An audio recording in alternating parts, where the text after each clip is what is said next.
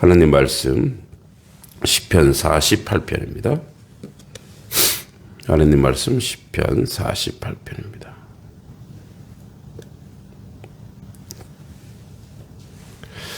오늘 1절부터 3절까지 보겠습니다. 48편 1절로 3절 같이 한번 읽어봅니다. 여호와는 위대하시니 우리 하나님의 성 거룩한 산에서 극진히 찬양 받으시리로다. 터가 높고 아름다워 온 세계가 즐거워하며 큰 왕의 성 곧 북방에 있는 시온산이 그러하도다. 하나님이 그 여러 궁중에서 자기의 요새로 알리셨도다. 아멘. 자, 이제 48편은 고라의 저자는 고라의 자손입니다. 분류는 찬양시입니다. 그래서 오늘 내용 분해를 굳이 하면 1절부터 3절까지는 만방을 향한 시온산에서의 여호와 찬양을 선포하고 있고 4절에서 8절까지 만방을 열방을 향한 여호와의 시온 수호와 사랑을 선포하고 있습니다. 9절 10절은 여호와를 창한 주의 인자와 정의를 찬양하고 14절까지는 선민을 향한 시온 순례와 여호와의 찬양을 권면하고 있습니다. 먼저 이제 고라의 자손 씨라고 있는 표제는 아마도 이제 본서는 시온에 거하는 여호와의 권세와 은혜를 노래하는 찬양시라는 점에서 성전 찬양대의 일원이었던 고라 자손이 성전 예배 시 찬양을 위해서 지어진 시로 분류할 수 있습니다. 자, 여호와는 위대하시니로 시작됩니다. 여기서 이제 옛말은 광대, 위대라고 되어 있는데 크다, 위대하시다라는 의미인데 이제 이는 물론 이방에 거짓되고 무력한 우상과 구별되는 위대하신 여호와의 면모를 찬양하는 것입니다. 그리고 특히 공경에 빠진 당시 백성들을 구원하시는 하나님의 권능을 염두에 둔 표현으로도 볼 수 있습니다. 이런 추정은 본시가 전쟁에서 승리한 이후 승리를 허락하신 하나님을 찬양하는 노래라는 점에서 기인한다고 볼 수 있습니다.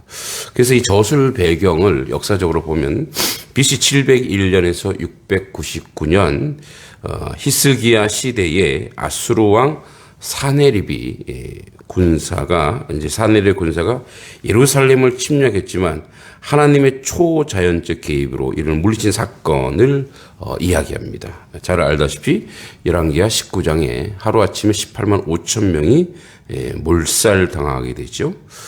또 여호사밧 시대 모압, 암몬, 마온 연합군의 공격을 물리친 사건 역대하 20장에 나옵니다. 등 이러한 제시된 역사적 사건에서 승리한 것을 가지고 하나님을 찬양한, 즉 하나님은 이런 분이다, 하나님은 위대하시다. 왜냐하면 우리를 지키시고 우리를 보호하시고 결국 멸망할 수밖에 없는 우리를 건지신 분이다라는 그런 의도가 들어있는 위대함입니다. 여기 우리 하나님의 성 거룩한 산 그리고 극진히 찬양 받으시리로다. 이 찬송하리로다 이 번역은 이제 우메훌랄 이랬는데 계속 그러니까 접속사 와우가 들어있어서 무슨 말이냐면 여호와가 위대하다. 그래서 지속적으로 계속 찬양해야 된다라는 그런 표현으로 쓰였던 것입니다. 그래서 이것은 억지로 하는 것이 아니라 가만히 있어도 저절로 찬양이 흘러나올 수밖에 없는 것을 얘기죠. 우리도 이제 기분 좋은 일이 있거나 아주 상쾌한 일이 있으면 콧노래가 흘러나오는 것처럼 하나님의 이런 역사가 저절로 노래할 수밖에 없는 그런 상황이라는 거죠. 그래서 하나님께서 당신의 백성에게 주신 놀라운 승리는 그들로 하여금 찬양하지 않을 수 없도록 만들었던 것입니다. 그들의 찬양의 매우 거룩하고 흥겨웠음을 이제 극진히라는 부사로 봅니다. 즉 우리가 최고로 가장 최상으로 지속적으로 하나님을 찬양한다는 것입니다. 본문에 좀 특이한 것은 찬양의 대상이나 찬양의 내용을 밝히기보다 찬양하는 장소를 거듭해서 밝히고 있습니다. 시는 우리 하나님의 성, 또 거룩한 산라는 얘기입니다. 여기서 이제 우리로 표현한 것은 하나님과 선민들 사이에 불가불의 아주 친밀한 관계를 강조하기 위해서입니다. 하나님의 개입으로 놀라운 승리를 경험한 이들은 하나님을 우리 하나님이라 부르기를 주저하지 않았던 것입니다. 그리고 이들이 말하는 우리 하나님 성 예루살렘을 가리킵니다. 예루살렘을 이러한 명칭으로 부르는 것은 예루살렘의 하나님의 임재의 상징적 장소이기 때문에 그렇습니다. 그리고 거기에 성전이 있기 때문에 그렇습니다. 시인은 우리 하나님의 성이라는 표현에 이어 거룩한 산이라는 표현을 덧붙이는데 이 거룩한 산은 바로 거룩한 하나님이 임재하는 상징적 장소, 성전 시온산을 가리킵니다. 이러한 시인의 시온 예찬은 이제 2절에서도 계속 이어집니다. 터가 높고 아름다운 곳, 온 세상 기쁨이 되는 곳, 큰 왕의 성 북방산이라는 호칭으로 계속 강조됩니다. 비록 세상 사람들이 보기에 특별해 보이는 것이 없다 해도 시인이 이처럼 시온을 예찬하는 이유는 그것이 바로 하나님의 임재의 장소인 것이고 처소인 것입니다. 물론 하나님은 한 곳에 머물지 않지만 이제 구약에서의 하나님의 임재의 상징적 장소가 바로 여기 예루살렘 성전이기 때문에 거듭 찬양합니다. 하나님의 선민은 백성들이 이렇게 하나님을 찬양하듯이 성도들과 교회는 더 나아가 이 세상 마지막 날 완성되는 하나님의 나라의 상징할 수 있는 그런 교회에서 모인 공동체에서 여호와의 산 시온의 창가 이렇게 열심히 적극적으로 극진히 부르는 것처럼 우리도 또한 우리의 처한 곳에서 하나님의 임재를 경험하는 이 자리에서 늘 극진히 여호와를 찬양하는 그런 믿음의 자리, 은혜의 자리에 있어야 될 줄 믿습니다. 2절 봅니다. 터가 높고 아름다워 온 세계가 즐거워하며 곧 왕의 성, 곧 북방에 있는 시온산이 그러하도다 이렇게 됐습니다. 자, 2절에서는 거룩한 성 시온의 아름다움과 탁월함을 소리 높여 노래합니다. 이런 본절의 원문으로 보면 원래 명사구로만 되어 있습니다. 그래서 이렇게 됐습니다. 직역하면 아름다운 봉우리, 온 세상의 즐거움, 북방 중심에 있는 시온산, 큰 왕의 거처로 쭉 열거해 되어 있습니다. 이 명사만에 나열되어 있는 것은 시인이 시온이 얼마나 복되고 아름다운 곳인지 한눈에 선명히 들어오도록 묘사하고 있는 것입니다. 2절에서 시인은 시온의 높음과 아름다움을 예찬합니다.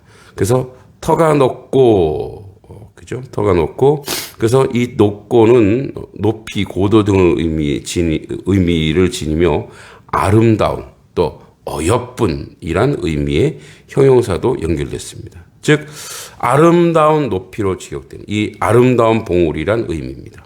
사실 예루살렘은 높은 산지에 위치해 있습니다. 팔레스타인 북쪽 갈릴리 바다가 해수면보다 210m나 낮고 예루살렘에서 가까운 사해 해수면보다 400m나 낮은 반면에 예루살렘 해발 780m 정도의 고원지대입니다. 그러나 본문의 표현은 이런 지형적 특정만을 지적한 것은 아니고 사실 산지가 많은 팔레스타인 내에서만도 예루살렘보다 높은 성읍이 얼마든지 많습니다. 이 말은 이 아름다움, 높다라는 것은 이 성의 자연적 경관의 아름다움만 지적하는 것이 아니라 이제 터가 높고 아름다워라는 표현을 통해서 시온이 가지고 있는 명성 그리고 하나님이 내리신 축복이 놀랍고 위대하다는 것을 상징적으로 나타내는 것입니다. 이는 하나님이 시온 성을 지키고 보호하심으로 수많은 대적들로부터 그 성을 구원하셨다는 사실과 관계됩니다. 따라서 그 성이 터가 높다라는 말은 아무도 그 성의 기초를 파괴할 수 없고 하나님이 함께 거하시는 성의 기초와 터는 전혀 흔들림 없이 안전하다는 의미로 이해합니다. 그리고 아름답다라는 표현 역시 대적들이 예루살렘과 거룩한 명성에 전혀 해를 끼칠 수 없이 아름다움은 영원히 지속된다라고 우리가 확인할 수 있습니다. 그리고 여기 온 세계가 즐거워함이라는 표현이 있습니다. 온 세계가 즐거워함이라는 표현은 하나님의 도성 예루살렘이 단지 이스라엘만의 기쁨이 되는 것이 아니라 만민의 즐거움이 됨을 나타냅니다. 하나님은 신구약 전 세대를 통해 구속의 경륜을 진행시키고 그 중에 특별히 이스라엘을 선민으로 택하사 구속의 역사 전개의 통로로 삼으셨습니다. 그리고 선민 이스라엘을 통하여 구약 시대의 구속의 원리와 방법 그리고 구속의 법의 최종 성취자인 메시아 예수와 그 사역에 대한 예언과 예표를 풍성히 주심으로 신약시대 예수의 구속의 복음이 예루살렘과 온 유대, 사마리아를 넘어서 땅끝까지 전파될 때 세계 만민이 이 복음이 절대 구원의 진리를 확신하고 기쁨으로 받아들이도록 하신 것입니다. 이 기쁨은 바로 구속적 기쁨이요, 전 인류적 기쁨이요, 그 수혜를 받는 구속되는 모든 백성의 절대적 기쁨입니다. 그래서 이러한 복음의 확장으로 인해 세계 만민의 기쁨과 복음으로 말미암아 아브라함 후손이 된 모든 백성들이 하나님 앞에 모이게 되는 이제 새로운 광명의 시대를 예언적 어조로 보여주고 있는 것입니다. 큰 왕성 북방 곧 시온의 산이 그렇다 이런 말은 1절에서 우리가 봤듯이 우리 하나님의 성으로 묘사한 시온 곧 예루살렘을 본절에서 큰 왕의 성으로 바꾸어 묘사하고 있습니다. 즉 하나님을 큰 왕으로 묘사합니다. 이것은 1절에 하나님의 그 위대하시도다는 표현과 같이 하나님의 위대하심을 이렇게 표현하고 있습니다. 왕들 중에 가장 높으신 왕이란 뜻으로 당시 아수르나 애굽 왕을 지칭하는 것이 이제 당시에는 가장 높은 왕은 최고의 실권자는 아수르 애굽이었지만 세상에서는 그러나 시는 유일하시고 진정한 왕 큰 왕은 오로지 하나님뿐이심을 밝히고 있습니다. 마치 고대 황제가 분봉왕들을 다스리시듯이 이러한 표현을 통해 시는 하나님께서 시온에 그 옥자를 두시고 그 아래 열방의 왕들을 통치하시는 듯한 뉘앙스로 표현하고 있는 것입니다. 시는 본절의 이 큰 왕이란 표현을 통해 시온과 밀착시키므로 하나님께서 위대하실 뿐 아니라 언약의 백성을 당신의 은혜 아래 보호하시는 분임을 함축적으로 나타납니다. 그리고 마지막 때 온 우주 만물을 주인으로 다시 오실 메시아인 예수 그리스도를 상징합니다. 여기 이제 독특하게 본절에서 큰 왕의 성 북방에 있는 시온산으로 묘사하고 있는데 이러한 북에 해당하는 차포는 기본적으로 숨겨진 어두운 등 의미를 지니며 북쪽이라는 의미도 있습니다. 그것은 1차적으로 신화적인 산으로 알려진 여기 이제 팔레스타인의 자폰산을 지칭하는 것이라고 할 수 있는데 이것은 우가리 신화에 언급된 바알의 거소로 지목되는 스본의 발음과 유사합니다.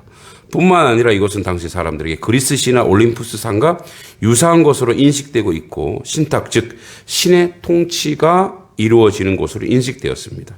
이러한 의미를 연상시키는 표현은 시인이 사용하고 있는 것은 하나님의 거소로 묘사하고 있는 것은 참되고 유일한 신은 하나님밖에 없다. 이제 이들이 그 당시의 관습과 문화 속에서 그들이 얘기하는 북쪽은 그들의 신화적인 그 장소는 하나님이 그쪽을 다 잡고 있다라는 의미입니다. 그래서 이 북쪽, 북방을 의미하는 것은 바로 구체적으로 지명적으로 시온산이 예루살렘 북동쪽에 위치해 있기 때문에도 그렇게 표현하는 것으로 볼 수 있습니다. 자, 마지막 3절 봅니다. 하나님이 그 여러 궁 중에서 자기를 요새로 알리셨도다 이렇게 되어 있습니다. 그 여러 궁 중이라는 표현은 일반적으로 왕이 거하는 아름다운 건물을 뜻합니다. 그런데 본문에서 이 단어는 독특하게 복수형 여성 3인칭 단수입니다. 즉 이 직역하면 그녀의 궁궐들 안에서가 됩니다. 이는 왕의 궁궐이나 하나님의 임재의 상징 처소인 성전을 가리키는 표현이 아니고 왕이나 하나님을 여성형으로 표기할 수 없기 때문입니다. 따라서 여기에 그녀는 예루살렘을 가리킨다고 보면 됩니다. 그래서 이 궁궐들 역시, 이 궁중 역시 왕궁보다 요새로 나타나는 표현인데, 여기 원어 아르모는, 궁궐 아르모는 높여진 것이라는 문자적 의미를 가집니다. 성경에서 궁전, 궁중, 궁으로 번역됐는데, 그래서 성, 망대, 호위소로도 풀이될 수 있습니다. 이런 의미를 살려 본절 전체를 다시 번역하면 예루살렘의 성체들에서 하나님께서는 자신을 피난처로 알리셨도다가 됩니다. 이것은 예루살렘의 지리적 조건이 시온성을 요새로 만든 것이 아니라 하나님이 시온성 안에 임재하고 계시기 때문에 안전한 피난처가 되었고 하나님이 지키고 보호하기 때문에 견고한 난곡불락의 성이 되었다는 겁니다. 그러니까 지리적으로 시온성이 높은 곳에 있어서 안전한 것이 아니라 거기에 하나님이 거처하심으로 말미암아 그 성이 안전하다라고 얘기합니다. 그러니까 우리가 우리의 삶 속에서 가장 안전한 것은 임마누엘이요 하나님이 우리와 동행할 때 우리 인생과 우리의 삶이 가장 견고하고 안전한 것입니다. 우리의 세상은 세상의 어떤 것을 우리가 바라고 소망할지언정 하나님과 동행하는 것이 가장 든든한 기초라는 것입니다. 여기 알리셨도다라는 말은 야다으라는 표현인데 즉 경험하다라는 얘기입니다. 그래서 이제 이러한 이스라엘 백성의 대적들이 이 하나님의 피난처, 즉 역사의 사건을 통해서 하나님은 자신과 함께한 자들에게 당신의 피난처가 되심을 앞에서 우리 역사적 사건들을 통해서 사네립의 군대가 완전히 무너짐을 통해서 증명해내고 있는 것입니다. 그래서 결국은 마무리를 하면 우리는 하나님이 거하시는 곳, 하나님이 임재하시는 그곳에 거하는 하나님 백성으로 산다면 가장 안전하고 가장 위대한 그 견고한 성에 살고 있는 것입니다. 그러므로 어떤 그 외압이나 또는 외세가 쳐들어왔을지라도 넉넉히 이길 수 있는 힘. 그래서 우리가 1절로 다시 돌아가서 여호와는 위대하다. 그가 우리 하나님의 성 거룩한 산에서 극진히 최고로 찬양받기에 마땅하다라고 하는 표현인 것입니다. 오늘도 우리가 하나님 안에 거하여 그 놀라운 은혜와 은총 가운데 있기를 소망합니다. 하나님 아버지 은혜 감사합니다. 오늘도 주님의 은총과 은혜 가운데 온전히 살아가는 하나님 백성 되게 하시고 그 역사를 통해 온전한 하나님의 뜻을 이루는데 조금 더 부족함이 없도록 하나님께서 이끄시고 인도하여 주시옵소서.